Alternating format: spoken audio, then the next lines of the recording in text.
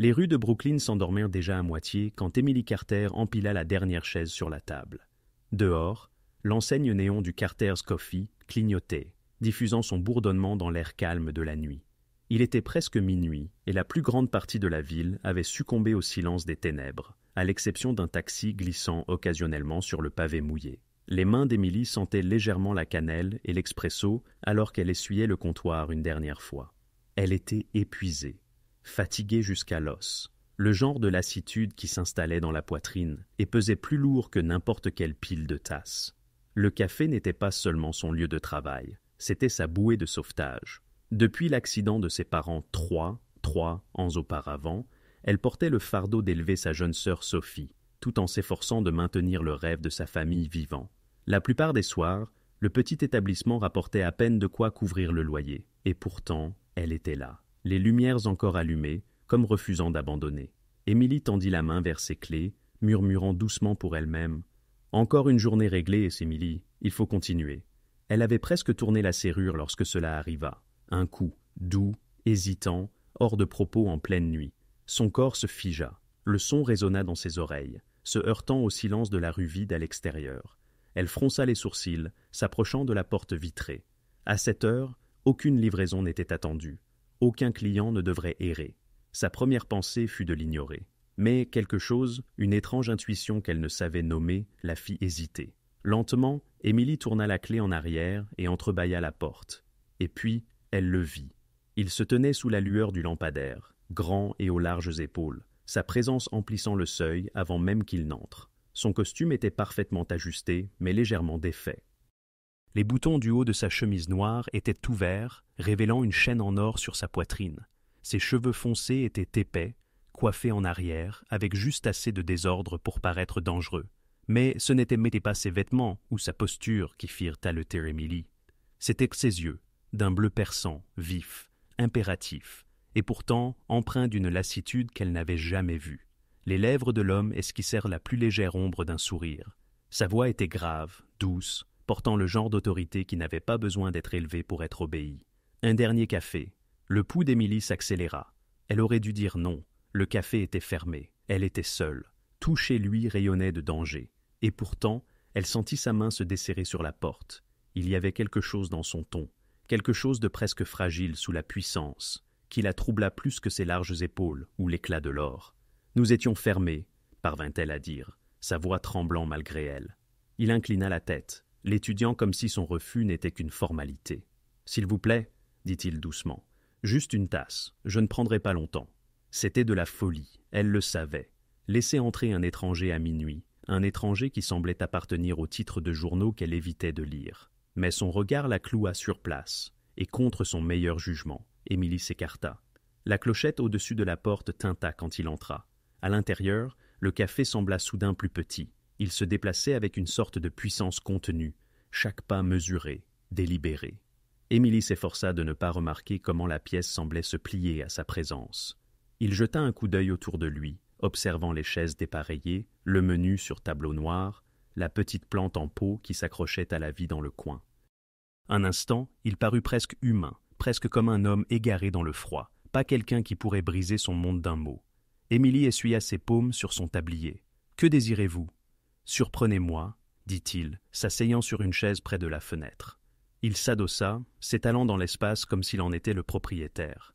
Quelque chose de réel, pas parfait, juste réel. Sa gorge se serra. Elle ne savait pas pourquoi ces mots avaient transpercé ses barrières si rapidement. Peut-être parce que c'était exactement cela, sa vie. Pas parfaite, juste douloureusement réelle. Elle prépara son mélange de minuit, celui qu'elle réservait habituellement pour elle-même. Un café torréfié foncé avec une touche de cannelle et de miel. L'arôme emplit la pièce, calmant ses mains tremblantes. Elle le versa dans une tasse ébréchée, le genre qu'elle ne donnait jamais aux clients, et la posa devant lui. Il la souleva, inhala lentement, puis prit une gorgée. Ses épaules se détendirent comme si la chaleur se répandait dans ses os. « Bon, » murmura-t-il, fermant brièvement les yeux. « Mieux que tout ce que j'ai eu depuis des années. » Émilie cligna des yeux. « Vous avez probablement bu du café préparé par les meilleurs baristas de la ville. Vous êtes en train de me dire que le mien est meilleur ?» Il ouvrit les yeux, les fixant sur les siens. Un sourire dangereux tira sur ses lèvres. « Je vous dis que le vôtre est réel. » Pendant un battement de cœur, le silence s'étira entre eux. Pas lourd, pas gênant, juste électrique. Les instincts d'Émilie lui hurlaient qu'elle devait garder ses distances, que, quel que soit cet homme, il n'était pas sûr. Mais alors il parla à nouveau, sa voix basse, presque confidentielle. « Vous pensez probablement que c'est étrange. Un homme comme moi qui se présente à votre porte à minuit. » Son cœur battait la chamade. « Étrange ? Oui, » murmura-t-elle, s'appuyant sur le comptoir. « Mais peut-être que tout le monde a besoin de quelque chose. Certaines personnes ont besoin de café, d'autres ne veulent juste pas être seules. » Son regard s'aiguisa comme si ces mots la touchaient plus profondément qu'elle ne le réalisait. Pour la première fois, elle le vit, la solitude cachée dans l'acier de son expression. « Vous voyez clair en moi, » dit-il. « C'est ce qui arrive dans les cafés, » répondit-elle doucement. « Les gens versent leurs histoires dans les tasses autant qu'ils y versent du sucre. » Il ne répondit pas au début. Il fixa simplement le liquide sombre dans sa tasse, sa mâchoire serrée, comme s'il luttait contre des mots qu'il ne prononçait pas habituellement à voix haute. Et puis, comme si le poids du silence les avait forcés à sortir de lui, il murmura « Mon nom est Logan ». Émilie déglutit. Le nom vacilla dans sa mémoire. Elle l'avait déjà entendu, dans des murmures, dans des gros titres, dans des rumeurs prononcées trop discrètement pour être sûres. Logan Moretti, la famille criminelle, Moretti. Son sang se glaça. Elle devrait le jeter dehors. Elle devrait fermer la porte et ne plus jamais l'ouvrir. Mais au lieu de cela, son cœur la trahit, manquant un battement alors que ses yeux bleus se levaient vers les siens. Cette nuit-là, Émilie Carter n'avait aucun moyen de savoir que le fait de le laisser entrer pour un dernier café changerait sa vie à jamais. Parce que Logan Moretti n'était pas un simple client nocturne de plus. Il était l'homme le plus dangereux de New York. Et d'une certaine manière, contre toute raison, elle sentait qu'elle venait de rencontrer son destin. Le lendemain matin, Émilie se réveilla avec le goût du café et des questions persistantes sur sa langue. Elle avait rejoué la scène une centaine de fois. Le coup de minuit. La façon dont Logan l'avait regardée comme si elle n'était pas juste une barista essuyant des comptoirs, mais quelque chose de plus. Elle aurait dû être terrifiée. Elle aurait dû lui claquer la porte au nez. Au lieu de cela, elle l'avait laissé entrer. Et pire, elle avait voulu qu'il reste. Au lever du soleil, les rues devant son appartement de Brooklyn bourdonnaient à nouveau de vie. Les taxis klaxonnaient, les vendeurs criaient, et pourtant, tout ce qu'Émilie entendait dans son esprit était sa voix. Un dernier café. L'après-midi, au café, les clients entraient et sortaient, insouciants de la tempête qui grondait dans la poitrine d'Émilie. Sophie l'avait remarqué, bien sûr. Sa petite sœur remarquait toujours tout. « Tu es distraite », dit Sophie en nouant son tablier, haussant un sourcil. « Il s'est passé quelque chose la nuit dernière ?» Émilie se figea à mi-geste, manquant de faire tomber une pile de tasses. « Quoi ? Non, rien. » Sophie plissa les yeux, clairement peu convaincue. « Tu ne nettoies le comptoir autant de fois que lorsque tu es nerveuse. Raconte. » Émilie força un rire, espérant que sa sœur n'irait pas plus loin. C'était juste un client tardif, c'est tout. Elle ne prononça pas son nom, elle ne le pouvait pas.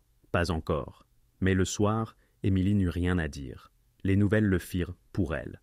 Un gros titre retentit sur le téléviseur muet fixé au mur du café. Logan Moretti cité après des mois de clandestinité. L'estomac d'Émilie se retourna. Elle fixa l'image à l'écran, son visage vif et magnétique, se tenant à l'extérieur d'une voiture noire aux vitres teintées. Son nom avait un poids teinté de fascination et de peur. Les clients chuchotaient « C'est le boss des Moretti. Il dirige la moitié de l'underground de la ville. Un homme dangereux, intouchable. » Le sang d'Émilie se glaça. C'était l'homme qui avait été à sa table la nuit dernière. L'homme qui avait souri à sa tasse ébréchée de café. L'homme dont les yeux bleus n'avaient pas semblé puissants, mais douloureusement humains. Il était le chef de la famille criminelle Moretti. Cette nuit-là, lorsque la clochette au-dessus de la porte du café tinta à nouveau, le cœur d'Émilie faillit s'arrêter. Il était là, Logan Moretti, le chef de la mafia. Il n'avait pas apporté de garde du corps, il n'avait pas aboyé d'ordre. Il entra simplement, le léger froid de la nuit le suivant, et s'assit à la même table près de la fenêtre, comme si elle lui appartenait déjà. Émilie resta figée derrière le comptoir. Elle aurait dû lui dire de partir, elle aurait dû fuir. Mais son corps la trahit à nouveau, se mouvant par instinct, alors qu'elle prenait les grains de café. « Vous êtes revenu » murmura-t-elle, faisant glisser une tasse sur le comptoir. Quelques minutes plus tard, les lèvres de Logan s'étirèrent dans ce même sourire sombre. « Pensiez-vous que je ne le ferais pas ?» Émilie croisa les bras, essayant de masquer le tremblement dans sa poitrine. « J'ai lu les journaux aujourd'hui. Je sais qui vous êtes. » Le silence qui suivit fut épais, suffocant. Logan se pencha en avant, son regard fixe. « Et qui suis-je, Émilie ?» Sa gorge se serra au son de son nom sur ses lèvres. « Vous êtes dangereux, le genre d'homme que les gens traversent la rue pour éviter. Le genre d'homme qui n'a pas sa place dans un café à minuit. » Il finit pour elle, sa voix basse. Son cœur battait la chamade. Il ne le niait pas. Les doigts de Logan tambourinaient contre la tasse, lentement et délibérément. Puis, à sa surprise, il parla. Non pas comme le chef intouchable que la ville craignait, mais comme un homme qui avouait un secret. J'ai dîné 1000 fois dans les meilleurs restaurants, assis à des tables qui valaient plus que tous café, mais aucune ne ressemblait à la nuit dernière. Aucune ne semblait réelle. Le souffle d'Émilie se coupa. « Vous avez raison, continua-t-il, les yeux fixés sur les siens. Je suis dangereux. Mon monde est construit sur le pouvoir, la loyauté, le sang.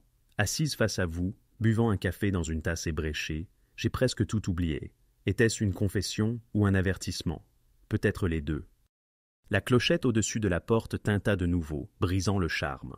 2 hommes en blouson de cuir entrèrent, leurs yeux balayant Logan, puis Émilie.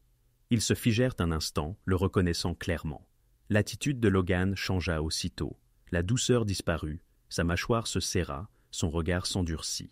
Les hommes marmonnèrent quelque chose, firent demi-tour et partirent sans commander. Le cœur d'Émilie s'accélérait. Le café semblait se rétrécir, étouffant sous une menace invisible. « Qui était-il » demanda-t-elle, la voix tremblante. « Des ennuis » dit Logan calmement, terminant son café. Il se dressa devant elle, de nouveau imposant. Mais pas les tiens. Il se pencha encore, ses mots frôlant sa peau, promesse et menace à la fois. « Verrouille la porte après mon départ, Émilie, et souviens-toi, parfois le danger frappe doucement. » Sur ces mots, il disparut dans la nuit, la laissant tremblante sous l'éclat des lumières du café. Cette nuit-là, Émilie ne put dormir, car malgré tout ce que la raison lui dictait de craindre cet homme, son cœur lui chuchotait une vérité qu'elle ne voulait pas admettre. Elle espérait qu'il frapperait encore. Les jours suivants s'écoulèrent dans un tourbillon de nuits agitées et de longues heures au café. Émilie essayait de se convaincre que les visites nocturnes de Logan n'étaient qu'une étrange coïncidence, une anomalie dans le rythme paisible de sa vie. Mais au fond d'elle, elle savait. Des hommes comme lui ne se présentèrent pas dans des cafés par hasard, et ils ne revenaient certainement pas nuit après nuit sans avoir un objectif. Or, Logan Moretti obtenait toujours ce qu'il désirait. Dès la 3e nuit, les habitués commençaient à remarquer. Le vieux monsieur Henderson, qui buvait son café noir à la même table d'angle depuis 15 ans, se pencha vers Émilie alors qu'elle lui remplissait sa tasse. « Cet homme, marmonna-t-il, la voix basse, celui avec les yeux de glace. Vous savez qui il est ?»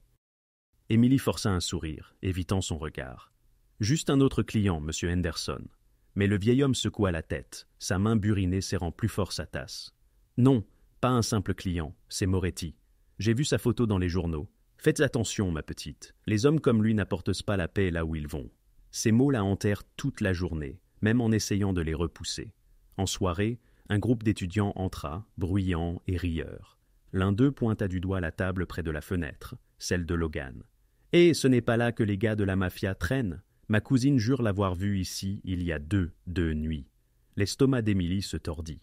Les rumeurs se propagèrent déjà, et dans un quartier comme Brooklyn, les rumeurs avaient le don de s'ancrer profondément. Cette nuit-là, Émilie rentra plus tard que d'habitude. Sophie se réveillait, enroulée sur le canapé, avec une couverture et un livre. Sa petite sœur leva les yeux, l'inquiétude se lisant sur son jeune visage. « Tu es différente, » dit Sophie doucement. « Comme si tu étais là, sans l'être vraiment. » Émilie hésita. « C'est juste le café, je suis fatiguée, c'est tout. » Sophie referma son livre, son expression s'aiguisant d'une manière qui rappela à Émilie qu'elle n'était plus une enfant. « Non, c'est plus que ça, il y a quelqu'un. » Émilie se figea, la voix de Sophie tomba en un murmure. « Je l'ai vu la nuit dernière, l'homme en costume, celui dont tout le monde chuchote. » La gorge d'Émilie se dessécha. « Tu n'aurais pas dû être au café si tard. »« J'avais oublié mes devoirs à l'arrière, » admit Sophie. « Et quand je suis entrée, il était là, assis comme si l'endroit lui appartenait. »« Émilie, sais-tu qui il est ?» Émilie essaya de former les mots, mais n'y parvint pas. Le silence fut une réponse suffisante. Les yeux de Sophie s'écarquillèrent, la peur y brillant. « Il est dangereux. J'ai entendu des enfants à l'école en parler. La mafia, Émilie, ce n'est pas une rumeur. S'il apparaît à notre café, cela signifie que nous sommes au cœur du problème maintenant. » Émilie tendit la main vers celle de sa sœur, son cœur déchiré par le tremblement dans la voix de Sophie. « Écoute-moi, il ne nous a pas entendus. Il est... Il est différent quand il est ici. Je ne sais pas pourquoi, mais... Sophie retira sa main. Tu le défends. Émilie n'eut aucune réponse, car Sophie avait raison. Quelque part entre la peur et la fascination, Émilie avait commencé à défendre Logan Moretti à elle-même, aux autres, et peut-être même à son cœur. La nuit suivante, on frappa de nouveau. Émilie se tenait près de la porte, sa main tremblait sur la clé. Chaque instinct lui disait de laisser tomber, de laisser les lumières éteintes et de partir. Mais sa poitrine la saisissait d'une étrange anticipation, une attirance magnétique à laquelle elle ne pouvait résister. Elle ouvrit la porte. Logan se tenait là, comme s'il avait su qu'elle céderait. « Bonsoir », dit-il, sa voix mêlant autorité et une tendresse inattendue. Un dernier café. Émilie s'écarta.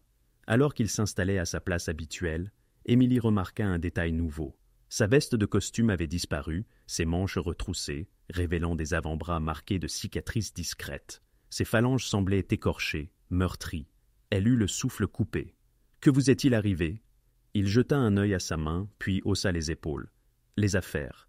Elle voulait insister, exiger des réponses, mais le poids dans ses yeux l'en empêcha.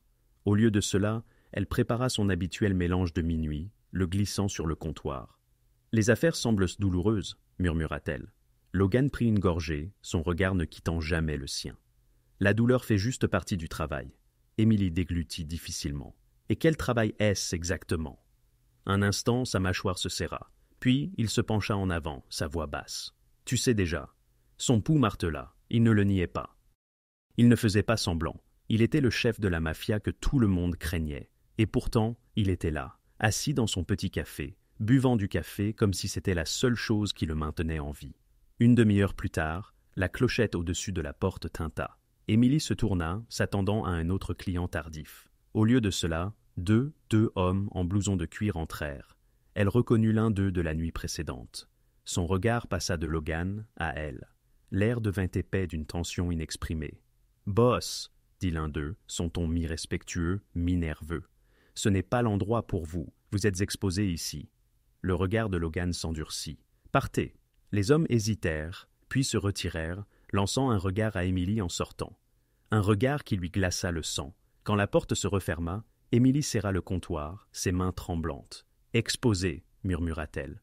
Les yeux de Logan s'adoucirent en la regardant. « Tu n'as pas à t'inquiéter pour eux. »« Pas moi ?»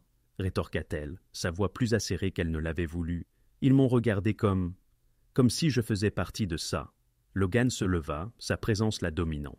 Il tendit la main par-dessus le comptoir, effleurant légèrement ses doigts.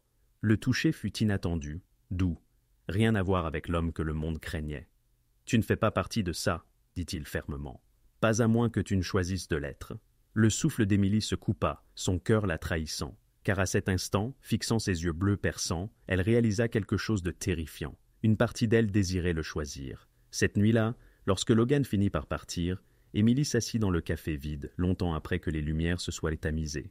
Elle fixa la chaise où il s'asseyait toujours, son cœur battant à tout rompre, mêlant confusion, peur et une autre émotion qu'elle ne pouvait nier. La vérité dangereuse n'était pas que Logan Moretti était un chef de la mafia. La vérité dangereuse était qu'elle était déjà en train de tomber amoureuse de lui. Les jours suivants se fondirent les uns dans les autres, mais pour Émilie Carter, rien ne semblait plus ordinaire. Son café avait toujours été prévisible, une petite île de routine dans une ville chaotique, le sifflement de la machine à expresso, la clochette au-dessus de la porte, l'odeur de grains torréfiés s'accrochant à ses cheveux.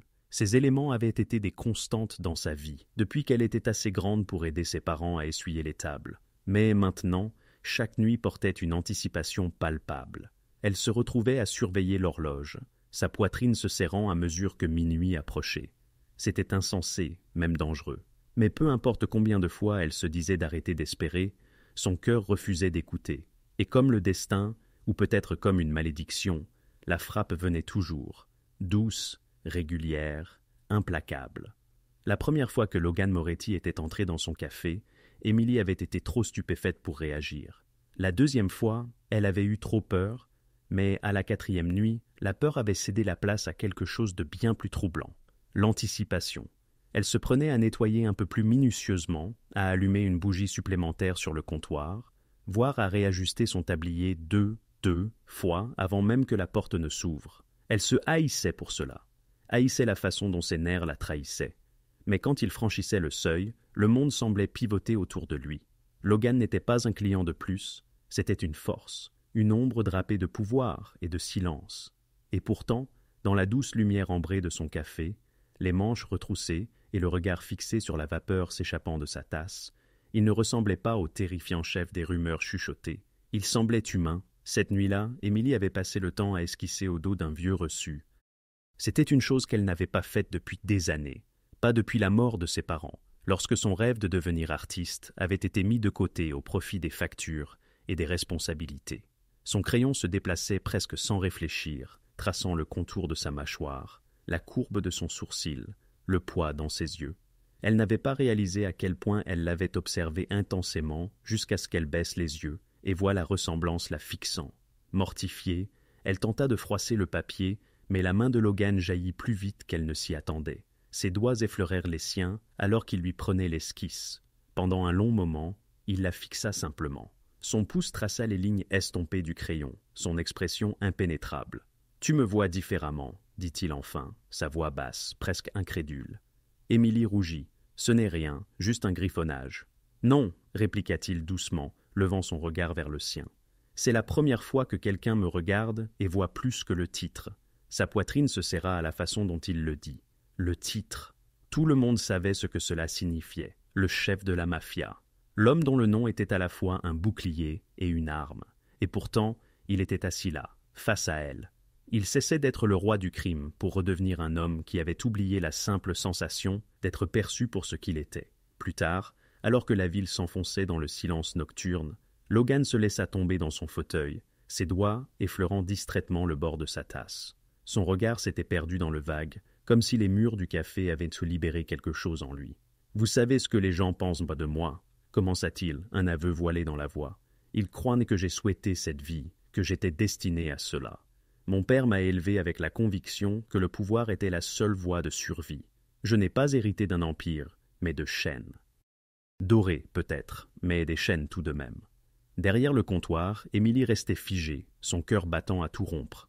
Ce n'était pas seulement ses mots qui la touchaient, mais la crudité émotionnelle qu'il révélait. Il lui faisait une confidence que personne d'autre en ville n'entendrait jamais. « J'ai perdu des amis, » poursuivit-il, sa voix rauque. « Des frères, des gens qui pensaient pouvoir me faire confiance, des gens en qui je croyais pouvoir me fier. Le pouvoir ne vous protège pas, Émilie, il vous isole. » Un instant, le poids de cette confession pesa lourdement sur sa poitrine. Elle aurait voulu lui dire qu'elle comprenait, qu'elle aussi savait ce que signifiait porter des fardeaux non désirés. Mais les mots restèrent bloqués dans sa gorge. Au lieu de cela, elle lui tendit une autre tasse de café, la faisant glisser sur le comptoir d'une main tremblante. « Alors bois, » dit-elle doucement. « Au moins ici, tu n'es pas seul. » Lorsque Logan se leva finalement pour partir, il était presque 1 heure du matin. Les rues extérieures étaient silencieuses, baignées par la lueur d'un unique lampadaire vacillant. Émilie le raccompagna jusqu'à la porte, ses nerfs encore vibrants de sa confession. C'est alors qu'elle l'aperçut. Un homme se tenait de l'autre côté de la rue, appuyé contre un poteau. Sa cigarette luisait comme un signal d'alarme dans l'obscurité. Il ne bougeait pas, il n'était pas de passage, il observait. Logan le remarqua immédiatement. Toute son attitude changea. La douceur qu'elle avait entreaperçue disparut, remplacée par une froide détermination et un calme mortel. Sa main effleura l'intérieur de sa veste. Émilie n'eut pas besoin de voir l'arme pour savoir qu'elle était là. L'homme jeta sa cigarette à terre, l'écrasa sous sa botte et disparut dans les ombres, sans un mot. L'estomac d'Émilie se tordit. Qui était-ce? La mâchoire de Logan se crispa. Quelqu'un qui ne devrait pas être là. La certitude dans son ton la fit frissonner. « Est-ce que je le suis ?» Sa voix se brisa. Elle déglutit et tenta de nouveau. « Suis-je en danger ?» Ses yeux s'adoucirent alors, l'acier cédant la place à quelque chose de presque tendre. Il s'approcha, sa présence annulant l'espace entre eux. « Pas de ma part, » dit-il fermement. « Jamais. » La nuit suivante, Émilie se jura de ne pas ouvrir la porte. Elle se répéta qu'elle ignorerait les coups. Mais quand ils vinrent, doux, réguliers, inéluctables, sa main se dirigea vers la clé avant que son esprit ne puisse la retenir. Il entra, l'atmosphère changeant comme toujours à son arrivée. Mais ce soir-là, quelque chose était différent. Sa veste de costume avait disparu, ses manches étaient retroussées jusqu'aux avant-bras, de légères cicatrices attrapant la lumière. Il ressemblait moins à un roi et plus à un homme ayant traversé le feu. Elle déposa sa tasse devant lui, leurs doigts se frôlant lorsqu'elle la posa. Cela n'aurait dû être rien, un accident éphémère. Mais sa peau brûla là où il l'avait touchée, et lorsqu'elle leva les yeux, il avait déjà les siens fixés sur les siens. Ni l'un ni l'autre ne bougea d'abord. Puis, lentement, délibérément, Logan tourna la main, laissant son pouce effleurer ses phalanges. Le monde extérieur cessa d'exister. Le café devint silencieux, à l'exception du sifflement de la machine à café et des battements de son cœur. Son souffle s'arrêta, son corps trahissant son désir. Il ne parla pas, et il n'en avait pas besoin. Le regard dans ses yeux disait ce qu'aucun d'eux n'osait, que le fil fragile qui les liait était déjà devenu impossible à briser. Cette nuit-là, après son départ, Émilie resta assise dans le café obscurci, les mains pressées contre sa poitrine, comme pour retenir son cœur qui s'emballait. La vérité n'était plus un murmure, c'était un fait tonitruant, indéniable. Elle ne le laissait pas seulement entrer pour un café, elle le laissait entrer, pièce par pièce, dans sa vie, dans son cœur. Et les choses les plus fragiles qu'elle craignait étaient toujours celles que le monde s'efforçait le plus de détruire. La pluie martelait les vitres du café de Carter comme des doigts impatients. Dehors, la ville était baignée d'une lumière argentée, les reflets scintillant dans les flaques d'eau le long des rues désertes de Brooklyn. À l'intérieur, le café brillait de la lueur chaude de ses lampes suspendues, le doux bourdonnement du réfrigérateur emplissant le silence entre les respirations. Émilie Carter était épuisée, mais son épuisement était teinté d'une énergie agitée ce soir-là. Elle avait empilé les chaises, essuyé les comptoirs et lustré 2 fois la vitrine. Pourtant, ses mains tremblaient encore, son cœur s'emballait, non pas à cause de la caféine, mais de l'anticipation, car elle savait. Elle savait que le coup de porte viendrait. Minuit arriva, et avec lui, le son qu'elle en était venue à redouter et à désirer à parts égales. 3 coups doux contre la porte vitrée. Émilie se figea, sa main se crispa sur les clés. Elle aurait dû laisser la porte verrouillée, éteindre les lumières et faire semblant de ne pas être là. Mais son corps bougea avant que son esprit ne puisse s'y opposer. La clé tourna, la porte s'ouvrit, et il était là. Logan Moretti se tenait sur le pas de la porte, la pluie luisante sur ses cheveux sombres, sa chemise légèrement collée à la respiration de sa poitrine. Le lampadaire derrière lui projetait un halo d'ombre et d'argent, le faisant ressembler moins à un homme et plus à un mythe émergeant de la tempête. « Bonsoir », dit-il, sa voix plus grave que d'habitude, rauque par le temps. Un dernier café. Les lèvres d'Émilie s'entr'ouvrirent, mais aucun son n'en sortit. Elle se contenta de s'écarter, le laissant entrer. La clochette au-dessus de la porte tinta doucement lorsqu'il franchit le seuil, secouant des gouttelettes de pluie de ses cheveux. Il se déplaçait avec cette même autorité discrète, sa présence emplissant chaque recoin de la pièce. Pourtant, lorsqu'il la regarda, ses yeux s'adoucirent comme si la tempête extérieure n'avait aucune emprise ici. Émilie s'affaira derrière le comptoir, bien que ses mains tremblassent lorsqu'elle saisit les grains. « Vous allez attraper froid si vous continuez à vous promener sous les tempêtes », dit-elle, sa voix un peu plus tranchante qu'elle ne l'avait voulu. Logan s'appuya contre le comptoir, l'observant avec un demi-sourire. « J'ai survécu à pire. » Elle le regarda, remarquant la légère ecchymose qui noircissait encore ses jointures, la tension dans ses épaules qui ne semblait jamais s'estomper. « Les affaires » demanda-t-elle doucement. Son sourire vacilla. Un long moment de silence s'étira entre eux, seulement brisé par le sifflement de la machine à café. Finalement, il parla. « Oui », avoua-t-il. « Mais pour quelques heures ici, je ne veux pas être l'homme qui gère ses affaires. Je veux juste être Logan. » Sa poitrine se serra. Elle versa le mélange de minuit dans sa tasse ébréchée habituelle et la posa devant lui, leurs doigts se frôlant une fois de plus. Cette fois, aucun des deux ne se retira. « Tu me fais peur », murmura Émilie, les mots s'échappant avant qu'elle ne puisse les retenir, ses yeux rivés sur les siens, vifs et perçants. « Bien, tu devrais avoir peur. Je ne suis pas un homme de ton monde. »« Alors pourquoi es-tu là ?» demanda-t-elle, sa voix tremblante de peur et de défi. Sa réponse fut immédiate, brute. « Parce que je ne peux pas rester loin. » La tempête dehors rugissait, le tonnerre faisant vibrer les fenêtres, mais à l'intérieur du café, le temps semblait suspendre son souffle. La main de Logan bougea la première. Lentement, délibérément, il tendit le bras par-dessus le comptoir, ses doigts effleurant son poignet. La chaleur de son contact lui envoya un frisson le long du bras. Émilie tenta de reculer, mais son corps la trahit, se penchant au contraire, son pouls martelant ses oreilles, son souffle superficiel. « Tu ne sais pas ce que tu fais », murmura-t-elle. Son pouce traça un chemin sur sa peau, envoyant des étincelles à travers ses veines. « Non », dit-il doucement. « Je sais exactement ce que je fais. La question est, le sais-tu, toi? Ses yeux se posèrent sur sa bouche, puis revinrent à ses yeux. L'attraction entre eux était magnétique, indéniable. Elle voulait dire non, mettre fin à cela avant que cela ne commence. Mais la vérité éclata dans un souffle tremblant. Oui, Logan contourna le comptoir en 2 grandes enjambées, comblant l'espace qui les avait séparés trop longtemps. Il s'arrêta à quelques centimètres d'elle, sa main se levant pour lui encadrer le visage. La pluie perlait encore sur ses cheveux, dégoulinant sur sa joue, comme si le ciel lui-même avait conspiré pour l'amener ici. « Émilie » murmura-t-il, son nom se brisant sur ses lèvres comme un vœu. Et puis, il l'embrassa. Le baiser ne ressemblait en rien à ce qu'elle attendait. Il n'était ni rude, ni exigeant. Il était désespéré, comme un homme affamé de quelque chose qu'il n'avait jamais cru pouvoir goûter. Ses lèvres pressèrent les siennes avec intensité, mais sa main lui soutenait délicatement la joue, l'ancrant dans sa tempête. Émilie s'y perdit, son corps tremblant, ses doigts s'accrochant à sa chemise. Le monde dehors faisait rage, le tonnerre grondant, la pluie s'abattant contre la vitre, mais rien de tout cela ne l'atteignait. Pour la première fois depuis des années, elle se sentait vivante, terrifiée et vivante. Quand ils se séparèrent enfin, tous deux haletants, Logan posa son front contre le sien. Ses yeux, habituellement aussi incisifs que l'acier, étaient désormais bruts, vulnérables d'une manière qu'elle n'aurait jamais cru possible. « C'est mal » murmura-t-elle, ses lèvres encore picotantes. « Peut-être » dit-il. « Mais cela semble plus réel que tout ce que j'ai jamais eu dans ma vie. » Avant qu'Émilie ne puisse répondre, le doux bruit de pneus sur la chaussée mouillée attira son attention. À travers la fenêtre striée de pluie, des phares défilèrent lentement, trop lentement. Le corps de Logan se crispa instantanément. Son bras se glissa autour de sa taille, la tirant légèrement derrière lui, tandis que ses yeux suivaient chaque mouvement de la voiture. Le véhicule s'attarda un instant, puis disparut dans la nuit. La poitrine d'Émilie se serra. Qu'était-ce que c'était?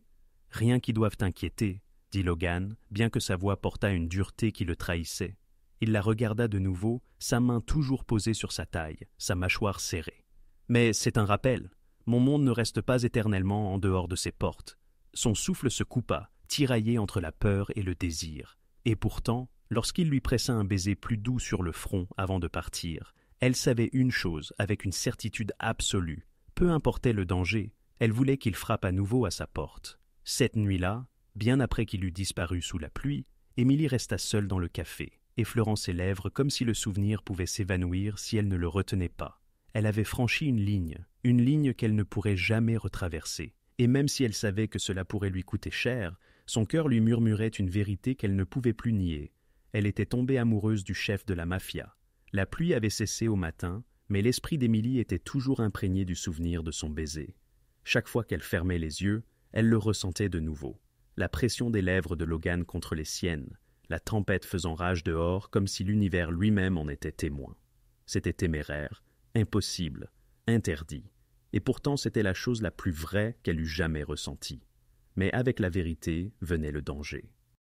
Car dès l'instant où ses lèvres avaient touché les siennes, Émilie Carter avait cessé d'être invisible. Elle n'était plus seulement une barista dans un coin oublié de Brooklyn. Elle était devenue autre chose, une faiblesse pour Logan Moretti. Et dans son monde, les faiblesses étaient ses cibles. En milieu d'après-midi, le café bruissait de chuchotements. Les clients entraient, mais leurs regards s'attardaient trop longtemps. Leur conversation s'interrompait au passage d'Émilie. Un groupe d'employés de bureau était assis près de la fenêtre, leur voix basse. « Je jure que je l'ai vu » murmura l'un. Grand, yeux bleus, costume sombre, c'était Logan Moretti. « Pas moyen qu'il mette les pieds dans un bouge comme ça » marmonna un autre. « Je te dis que c'était lui. Mon cousin travaille à Midtown. Il dit que les Moretti possèdent la moitié des clubs de la ville. S'il est ici, c'est qu'il y a une raison. » Le ventre d'Émilie se tordit. Elle força un sourire en leur servant leur boisson, mais ses mains tremblaient en posant les tasses. Ils avaient des raisons sur un point. Si Logan Moretti était là, ce n'était jamais sans raison. Ce soir-là, Sophie arriva pour aider à la fermeture. Elle fredonnait doucement, attachant son tablier. Mais dès qu'elle remarqua le regard distrait d'Émilie, son fredonnement cessa. « Il est revenu, n'est-ce pas ?» demanda Sophie sans détour. Émilie se figea. « Qui? Tu sais qui ?» rétorqua Sophie, les yeux perçants. « L'homme de l'autre soir, celui dont tout le monde parle à l'école. Émilie, tu joues avec le feu. » Émilie se détourna, essuyant le comptoir avec une force excessive. « Il n'est pas ce que les gens pensent. » Le rire de Sophie était creux. « Il est exactement ce que les gens pensent. Tu ne veux simplement pas le voir. » Les épaules d'Émilie s'affaissèrent. « Il m'a sauvée », murmura-t-elle, se surprenant elle-même par cette confession. « Il est dangereux, oui, mais quand je suis avec lui, il ne ressemble pas à un monstre. Il ressemble à… » Elle s'interrompit, la gorge serrée. « Comme quoi ?» pressa Sophie. Émilie croisa le regard de sa sœur, sa voix se brisant, comme quelqu'un qui me voit enfin. Un instant, le silence s'étira entre elles. Puis Sophie secoua la tête, les yeux brillants. « Être vue ne te protégera pas quand ses ennemis viendront frapper. » Les mots la blessèrent plus profondément qu'Émilie ne voulait l'admettre. Cette nuit-là, on frappa à la porte comme d'habitude. Émilie hésita plus longtemps cette fois, sa main planant au-dessus de la clé. Chaque instinct lui hurlait de laisser la nuit passer sans lui. Mais le souvenir de ses lèvres, la façon dont sa voix s'était brisée quand il avait dit qu'il ne pouvait pas rester loin, la poussa en avant. Elle ouvrit la porte. Logan entra, son costume impeccable, bien que ses yeux portèrent le poids de l'épuisement. « Bonsoir », dit-il doucement. « Un dernier café. » Émilie tenta de sourire, mais son sourire vacilla. « Logan, les gens parlent. Ils savent que tu as été ici. »« Je m'en fiche, » dit-il simplement, glissant sur sa chaise habituelle. « Eh bien, moi non, » lança-t-elle, l'acuité de sa voix la surprenant elle-même. « Ce café est ma vie.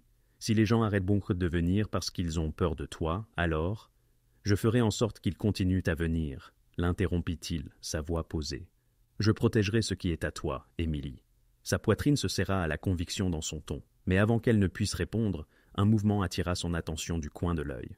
De l'autre côté de la rue, juste au-delà de la lueur du lampadaire, une silhouette se tenait à demi cachée dans l'ombre, observant. Le souffle d'Émilie se coupa. « Logan !» Il se tourna, ses yeux se plissant instantanément. Son corps se tendit, chaque muscle contracté. Pour la première fois, Émilie vit le prédateur sous l'extérieur poli. L'homme de l'autre côté de la rue ne bougea pas. Il se contenta de fixer un instant de plus, puis disparut dans l'allée. Les mains d'Émilie tremblèrent. « Qui sont-ils ?»« Des ennemis », dit Logan d'un ton monocorde. Son regard s'adoucit en revenant vers elle. « Mais ils ne te toucheront pas. Pas tant que je respirerai. » Le lendemain matin, Émilie trouva un inconnu assis au comptoir du café, avant même l'ouverture. Il était large d'épaules, sa mâchoire nette, une veste en cuir tendue sur sa carrure. « Puis-je vous aider ?» demanda Émilie avec prudence. L'homme sourit. « Je m'appelle Victor. Logan m'a envoyé. » Son pouls s'accéléra. « Envoyé pourquoi ? Pour surveiller les choses, » dit Victor d'un air décontracté, sirotant un café qu'elle n'avait pas versé. Des ombres planent autour de cet endroit. Il ne veut pas que toi ou la sœur du gamin soyez pris entre deux feux. Le ventre d'Émilie se retourna. C'était une chose de ressentir la tension quand Logan était proche. C'en était une autre de savoir que ces hommes étaient désormais stationnés dans son monde, observant chacun de ses mouvements. Elle aurait dû se sentir plus en sécurité. Au lieu de cela, elle se sentait piégée.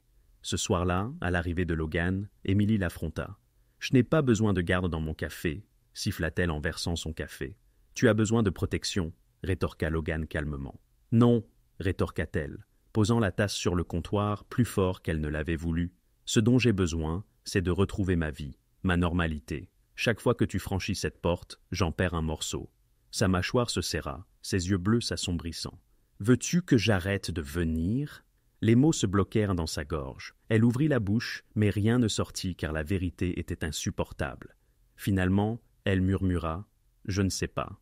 Logan se leva, sa présence dominant la pièce, sa voix rauque. « Alors je continuerai à venir jusqu'à ce que tu saches. » Plus tard, alors qu'elle fermait, les mains d'Émilie tremblaient encore. Elle se dit qu'elle devrait être terrifiée, qu'elle devrait le bannir de sa vie avant qu'il ne soit trop tard.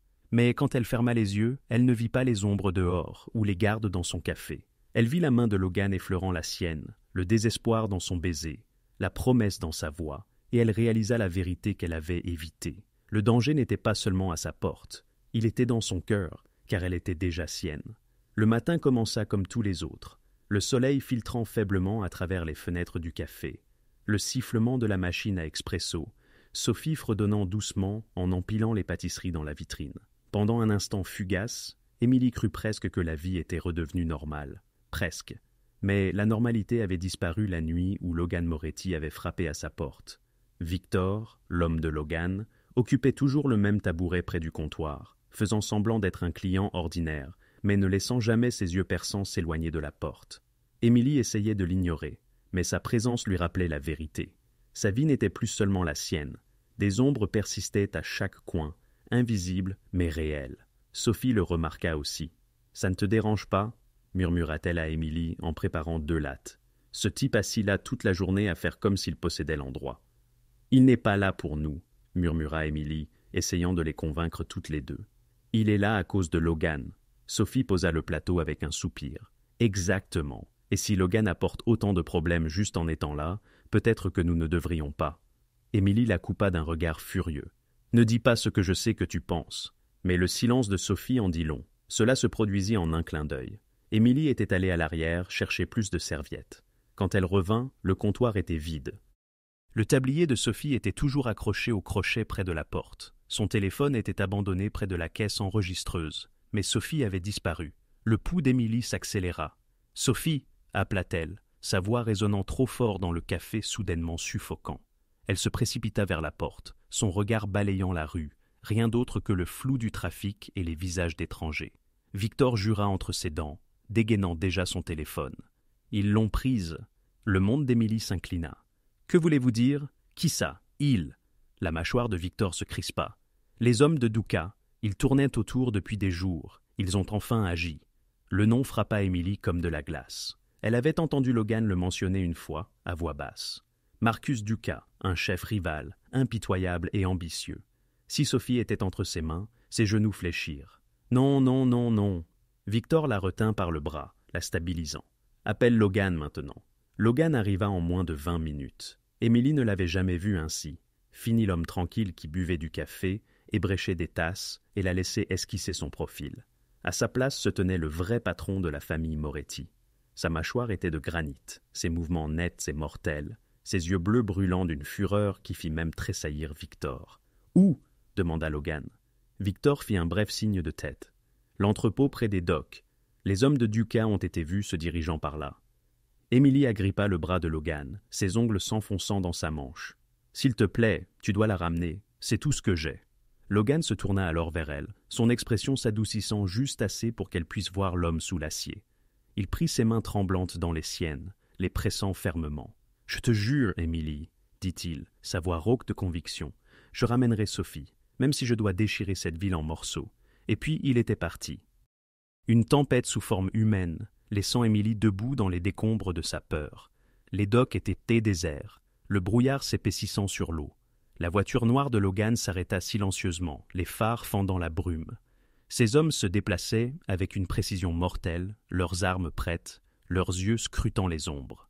À l'intérieur de l'entrepôt, Sophie était assise ligotée à une chaise, ses grands yeux furetant à chaque bruit. Marcus Duka tournait autour d'elle comme un vautour. Sa voix était un chuchotement sifflant. « Ta sœur a fait une erreur, petite. Elle a laissé mon ennemi entrer dans sa vie. Et maintenant, tu vas en payer le prix. » Le bruit de bottes résonna dans l'entrepôt avant que Sophie ne puisse répondre. La porte s'ouvrit avec fracas, et Logan Moretti fit son entrée. Le silence de la pièce se mua instantanément en une tension palpable. Les hommes de Duka levèrent leurs armes, mais la seule présence de Logan les figea sur place. Il incarnait désormais de bout en bout le chef de la mafia, imprégné à la fois de pouvoir et de menace. « Laissez-la partir !» tonna Logan, d'une voix qui grondait comme le tonnerre au-dessus de l'eau. Duka esquissa un sourire narquois. « Ah, Moretti, le roi quitte enfin son château. Cette petite sœur de barista vous tient-elle tant à cœur, ou n'est-elle qu'un pion de plus dans votre jeu ?» Logan s'avança, effleurant sa veste de la main. « Ce n'est pas un pion, c'est ma famille. » Et puis, ce fut le chaos. Des coups de feu claquèrent, résonnant contre les poutres d'acier. Les hommes de Logan firent irruption, se déplaçant avec une précision mortelle. Victor maîtrisa un garde en quelques secondes, le désarmant avec célérité. Un autre homme s'effondra, touché par la balle de Logan, dont la visée était froide et impitoyable. À travers cette cacophonie, Logan ne quitta jamais Sophie des yeux. Il avançait tel un prédateur. Chaque pas le ramenait vers elle, jusqu'à ce qu'il se dresse entre elle et Duka. Duka ricana, pressant une lame sur la gorge de Sophie. Un pas de plus et elle saigne. Pendant un instant, le monde retint son souffle. Puis la voix de Logan devint calme et létale. « Touchez-la, et vous ne reverrez jamais la lumière du jour. » Duka hésita, des perles de sueur perlaient sur ses tempes. L'acier dans le regard de Logan le fit craquer. Avec un grognement, il repoussa Sophie et s'élança vers la porte dérobée. Logan le laissa filer. Cette nuit-là n'était pas celle de la vengeance, mais de la protection. Logan détacha les cordes des poignets de Sophie, ses mains étonnamment douces, alors qu'il la serrait contre lui. « Tu es en sécurité maintenant. murmura-t-il.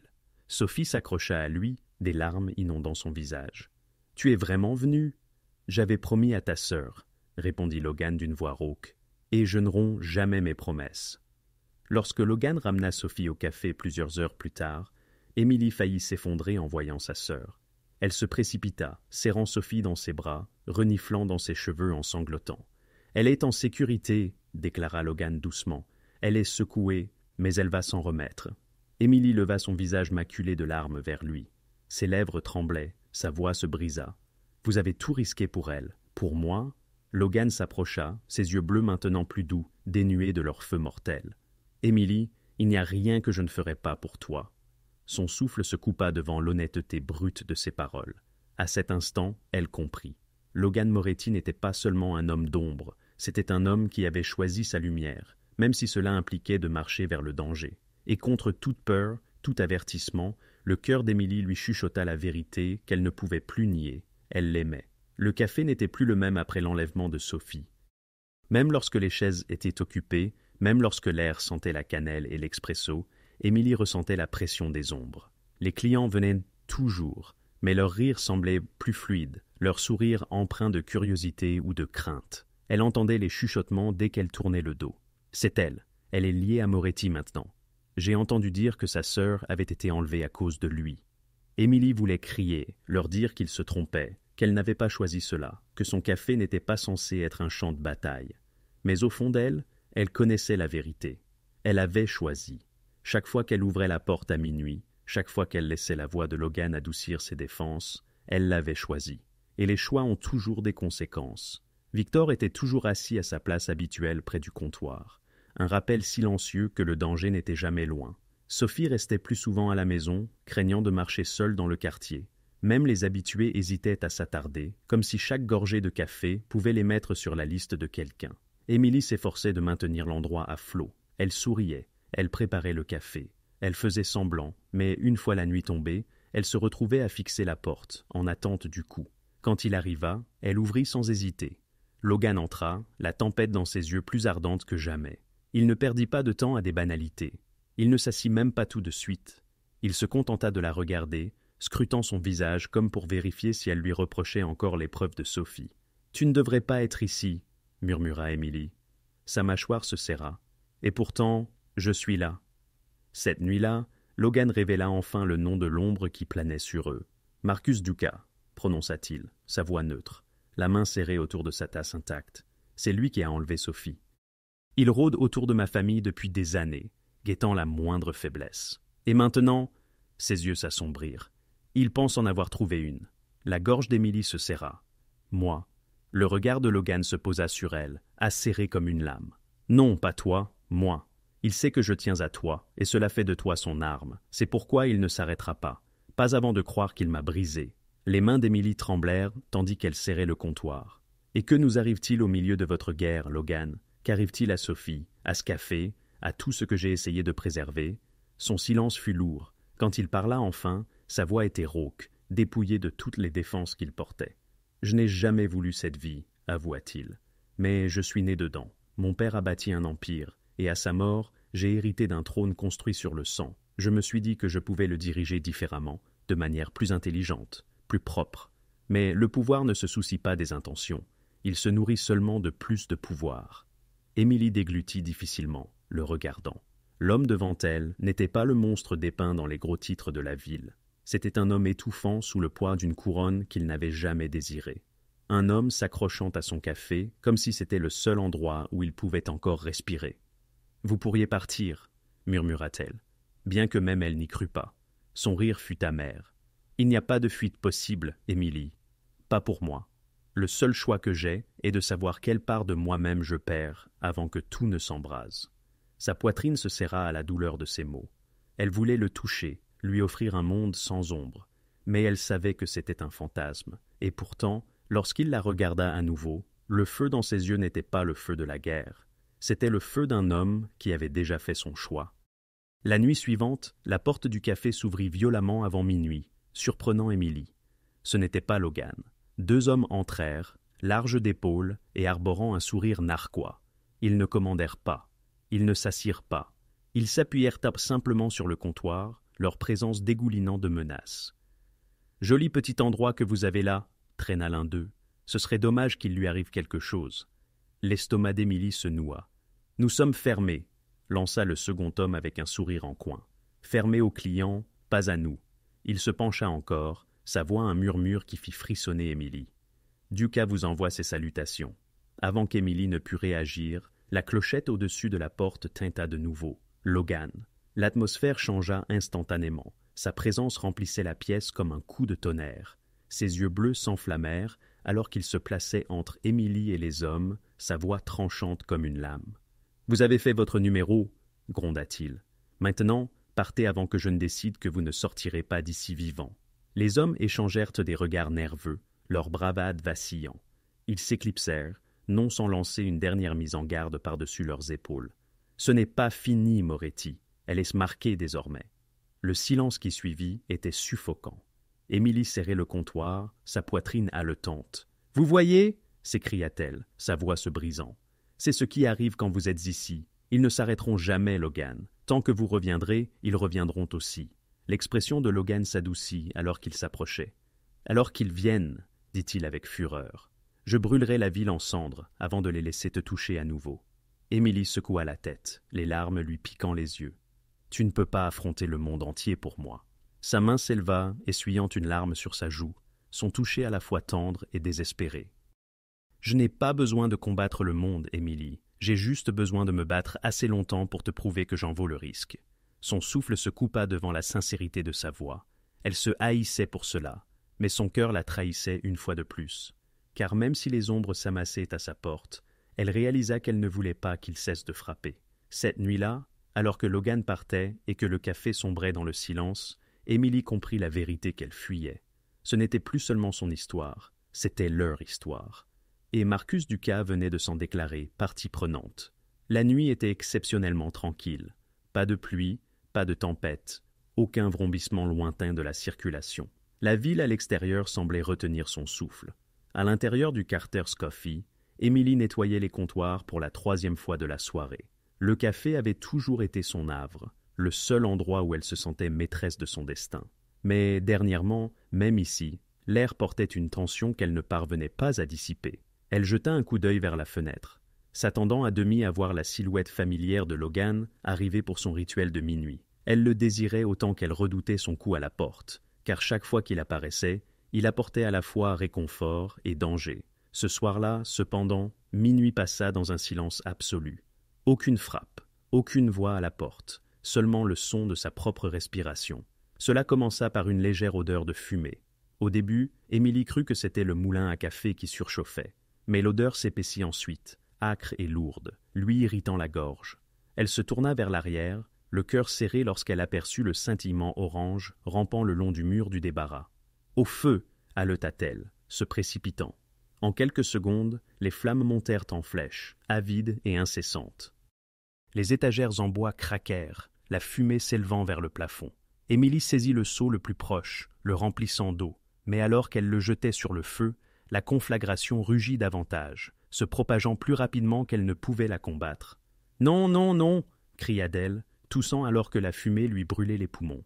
Elle recula, la panique montant comme un raz-de-marée. Le café, le rêve que ses parents avaient bâti, l'endroit qu'elle avait lutté pour maintenir en vie après leur mort, était dévoré sous ses yeux. Émilie se dirigea précipitamment vers la porte, mais une poutre s'effondra près de l'entrée. Des flammes léchaient le sol.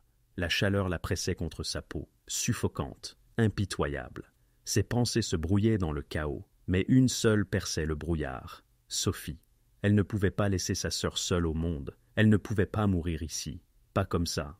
Elle réitéra sa tentative, son bras protégeant son visage alors qu'elle s'enfonçait dans l'épaisse fumée. Sa vision se brouillait, sa poitrine se soulevait à grands coups, et l'espace d'un instant terrifiant, elle crut que c'était la fin. Puis, elle l'entendit. « Émilie !» une voix grave et impérieuse, déchirant le rugissement assourdissant de l'incendie. Logan, telle une tempête déchaînée, fit irruption par la porte, sa veste jetée de côté, son visage empreint d'une détermination farouche. Il n'hésita pas, ne recula pas. Il fonça droit dans l'enfer, les flammes se reflétant dans ses yeux d'un bleu perçant. « Logan !» sanglota Émilie, titubant vers lui. Il la rattrapa avant qu'elle ne s'effondre, ses bras l'enlaçant comme si le reste du monde n'avait plus d'importance. La fumée tourbillonnait autour d'eux, étouffant l'air, mais sa voix fut d'une assurance inébranlable à son oreille. « Je te tiens, je ne te lâcherai pas. » Il la pressa contre sa poitrine, la protégeant des braises tombantes, et la guida pas à pas à travers les décombres en feu. Chaque mouvement était précis, maîtrisé, comme s'il avait déjà porté des gens à travers les flammes. Mais Émilie savait que ce n'était pas seulement un instinct, c'était du désespoir. Il aurait arraché les flammes elles-mêmes s'il le fallait pour la sauver. Enfin, ils trébuchèrent dehors, dans la nuit. Émilie s'effondra contre lui, haletant, son corps tremblant de peur et de soulagement. Derrière eux, le café rugissait, les flammes dévorant les murs, les étincelles illuminant le ciel comme des feux d'artifice cruels. Émilie craqua, puis enfouit son visage dans la poitrine de Logan, des sanglots secouant son corps alors qu'elle s'accrochait à lui. « C'est fini !» pleura-t-elle. « Tout ce pourquoi je me suis battue, tout ce qu'il me restait, c'est fini !» Logan lui prit le visage, ses propres yeux brillants de larmes contenues. Non, le café n'a jamais été juste des murs et des tables. Le café, c'était toi, Émilie. C'était l'amour que tu mettais dans chaque tasse, les rires que tu donnais à tes clients, l'espoir que tu portais même quand tu pensais ne plus en pouvoir. Cela ne peut pas brûler, cela ne peut pas mourir. Ces mots l'enveloppèrent comme une bouée de sauvetage, mais la douleur lui tiraillait encore la poitrine. « C'était tout ce que j'avais, » murmura-t-elle. « Non, » chuchota Logan avec ferveur. « Tu m'as, et je te le jure, je reconstruirai brique par brique tout ce que tu as perdu, s'il le faut. Car avec toi, Émilie, j'ai enfin une raison de vivre. » Ses sanglots se transformèrent en respiration tremblante, sa voix l'ancrant au sol sous ses pieds. Elle plongea ses yeux dans les siens, puis les regarda vraiment, et vit non pas le chef de la mafia que le monde craignait, mais un homme qu'il avait choisi au-delà de son empire, au-delà de tout. Alors que les pompiers s'efforcèrent de maîtriser l'incendie, Logan la garda serrée dans ses bras, son corps forteresse contre le chaos. « C'était Douka, » dit-il sombrement, la mâchoire serrée. « Il voulait te briser. Me briser à travers toi. » Émilie frissonna, son chagrin mêlé de peur. « S'il a brûlé mon café, que fera-t-il d'autre ?»« Tout ce qu'il faudra, » dit Logan d'un ton sinistre. « C'est comme ça qu'il est. Mais écoute-moi maintenant, Émilie. Je ne le laisserai pas gagner. Je ne le laisserai pas te prendre une seule chose de plus, de nous. » Elle chercha son visage, sa voix tremblante. « Et si le combattre te coûte tout ?»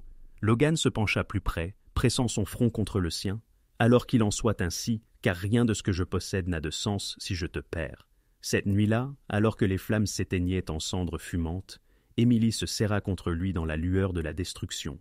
Son cœur était brisé, son rêve réduit en ruine. Mais dans les bras de Logan, elle trouva quelque chose qu'elle ne pensait plus jamais avoir, l'espoir. Et bien que le monde autour d'eux brûlait, elle savait une vérité avec une certitude terrifiante. Elle n'affrontait pas le feu seule. Le café resta en ruine pendant plusieurs semaines, n'étant plus que poutres calcinées et murs noircis. Chaque fois qu'Émilie passait devant les décombres, sa poitrine se serrait comme si quelqu'un lui avait tordu le cœur. Ce n'était pas seulement un bâtiment, c'était le rêve de ses parents, son refuge, le dernier vestige de son ancienne vie. Mais au milieu des cendres, quelque chose d'autre avait pris racine. L'espoir. Car Logan ne l'avait pas laissé affronter le feu seul. La communauté fut la première à la surprendre. Des clients qui venaient autrefois pour leur latte du matin apparurent avec des marteaux et des pinceaux. Des voisins apportèrent des chaises, des tables, même des rideaux. Sophie dessina des fresques pour remplacer celles qui avaient été perdues, son rire revenant lentement alors qu'elle peignait aux côtés des bénévoles. Et puis, il y eut Logan. Il ne s'était pas contenté de financer la reconstruction. Il était là, manches retroussées, portant du bois, balayant les débris, et même coulant du béton avec ses hommes. Voir le chef de la mafia, son chef de la mafia, couvert de sueur et de poussière, travaillant comme un homme ordinaire, a provoqué un déclic en Émilie. Un soir, alors que le soleil se couchait et peignait le ciel d'orange, elle le trouva en train de resserrer une vis lâche sur le cadre de la porte. Elle s'appuya contre le mur, les bras croisés. « Vous savez, » taquina-t-elle doucement, « pour un chef de la mafia, vous faites un décent homme à tout faire. » Logan leva les yeux, un rare sourire effleurant ses lèvres. « Ne le dites pas à mes hommes, ils penseront que je suis devenu mou. » Son cœur se serra à cette vue, car pour elle, il était devenu doux, et cette douceur était plus puissante que tout ce qu'il portait d'autre. Mais Douka n'avait pas disparu. Des rumeurs de son ambition se répandirent dans la ville comme une traînée de poudre. Il avait sous-estimé Logan une fois, mais après l'incendie, il redoubla ses attaques. Les commerces fidèles à Moretti furent vandalisés, des camions détournés, des hommes tués dans des ruelles à la faveur de la nuit. Logan riposta avec tout le poids de son empire, mais la guerre était coûteuse. Émilie le voyait dans ses yeux chaque nuit. L'épuisement, la colère, le poids de chaque choix le poussant toujours plus loin dans les ténèbres. Une nuit, il rentra au café reconstruit, meurtri et ensanglanté, s'effondrant sur une chaise. Émilie se précipita vers lui, la panique montant dans sa poitrine. « Logan !» s'écria-t-elle, saisissant un chiffon pour le presser contre la coupure au-dessus de son sourcil. « Tu ne peux pas continuer comme ça, tu vas te faire tuer !» Sa main saisit la sienne, assurée, même si le sang tachait sa chemise. « Si cela signifie te protéger, alors je saignerai autant de fois qu'il le faudra. » Les larmes brouillèrent sa vision. « Je ne veux pas de ton sang, je veux que tu sois vivant avec moi. » La mâchoire de Logan se crispa. Il l'attira plus près, sa voix brisée. « Alors je dois y mettre fin une fois pour toutes. » Cela se produisit 2 semaines plus tard, dans un entrepôt faiblement éclairé, les mêmes quais où Sophie avait été emmenée. Duca avait organisé une dernière rencontre, son arrogance le convainquant que Logan finirait par céder. Émilie supplia Logan de ne pas y aller. « Tu as déjà assez donné, ne risque pas ta vie pour te venger. » Logan lui prit le visage, son pouce effleurant sa joue. « Ce n'est pas de la vengeance, Émilie, c'est de la survie. Si je ne mets pas fin à cela, il ne cessera jamais de venir pour toi, pour Sophie, pour nous. » Et sur ces mots, il l'embrassa. Un baiser fougueux et définitif, comme si ce pouvait être le dernier, avant de s'éloigner dans la nuit. La bataille fut brutale, mais Logan en sortit victorieux. Le règne de Duca prit fin dans le sang et le silence, ses hommes se dispersant dans l'ombre. Pour la première fois depuis des années, la ville murmura non pas de guerre, mais de paix. Lorsque le café rouvrit des mois plus tard, il était plus lumineux que jamais. La lumière du soleil filtrait à travers de nouvelles fenêtres, le parfum de la peinture fraîche se mêlant à celui des grains de café. Des fresques ornaient les murs, l'art de Sophie fleurissant comme la couleur après un orage. Les clients revinrent, non par curiosité, mais par amour pour cet endroit qui avait survécu au feu et à la peur. Émilie se tenait derrière le comptoir, son tablier noué avec soin, ses mains stables alors qu'elle servait des cappuccinos. Elle aperçut Logan à sa table habituelle. Cependant, cette fois, il n'y avait plus de tempête dans ses yeux, seulement la paix. Cette nuit-là, bien après le départ du dernier client, Émilie ferma le café, comme elle l'avait fait d'innombrables fois auparavant. Elle tourna la clé dans la serrure, le cœur rempli. Quand elle le entendit, 3 légers coups, elle se retourna, souriante déjà. « Tu n'as plus besoin de frapper, Logan. » Mais quand elle ouvrit la porte, il ne tenait pas de tasse ou ne demandait pas de café. Il tenait une petite boîte en velours. Son souffle se coupa. « Émilie, » dit-il, sa voix tremblante, bien que son regard fût assuré. « Toute ma vie, j'ai cru que la puissance était ma force. Mais toi, tu m'as montré que la vraie force, c'est de se laisser voir, de se laisser aimer. Tu m'as sauvé de ne devenir rien de plus que les ombres que les gens craignaient. » Il ouvrit la boîte, révélant une bague simple et élégante qui scintillait à la lumière. Rien d'ostentatoire, rien qui criait la richesse ou l'empire, juste la simplicité, juste eux. « Je ne veux pas de trône, je ne veux pas d'empire, je veux juste un dernier café avec toi pour le reste de ma vie. M'épouseras-tu » Les larmes emplirent les yeux d'Émilie alors qu'elle hocha la tête, sa voix se brisant en un murmure. « Oui, toujours, oui. » Logan glissa la bague à son doigt, ses mains inhabituellement hésitantes. Puis il la serra dans ses bras, la tenant comme s'il avait enfin trouvé la seule chose qui valait la peine d'être gardée. À partir de cette nuit-là, le café de Carter fut plus qu'un simple café. C'était un sanctuaire, un endroit où les gens venaient non seulement pour la caféine, mais pour la chaleur, pour l'espoir, pour les histoires peintes sur les fresques de Sophie, et chuchotées autour de tasses. Et au cœur de tout cela se tenaient Émilie et Logan. Non pas barista et chef de la mafia, non pas lumière et ombre, mais 2 âmes qui s'étaient choisies malgré les avertissements du monde. Chaque nuit à minuit, Logan frappait toujours, plus par tradition que par nécessité. Et Émilie souriait toujours en ouvrant la porte, parce que ce rituel leur avait tout donné. Danger, passion, chagrin et enfin l'éternité. Et ainsi l'histoire se termina comme elle avait commencé. Elle ferma le café jusqu'à ce que le chef de la mafia arrive et dise « Un dernier café ». Seulement cette fois, elle savait que ce n'était pas juste une tasse de plus. C'était le début de toujours.